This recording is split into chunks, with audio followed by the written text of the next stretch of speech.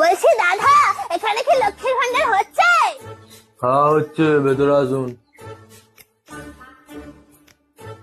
হ্যাঁ, তা বয়স কত আছে? কেন, আমাকে দেখে বয়স বোঝা যাচ্ছে না? ওরম ভাবে হয় নাকি? দেখি আধার কার্ড বার করুন দেখি।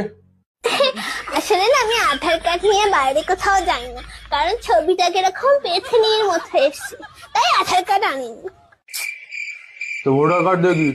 আর ওই ভোটার কার্ড কি আনবো বলেন তো? ভোটার কার্ডের নাম ভুল, আমার নাম মালতী কাওড়া, ওখানে নাম এসছে বালতি শেওড়া। আমি কি শেওড়া গাছ থেকে নেমে এসছি?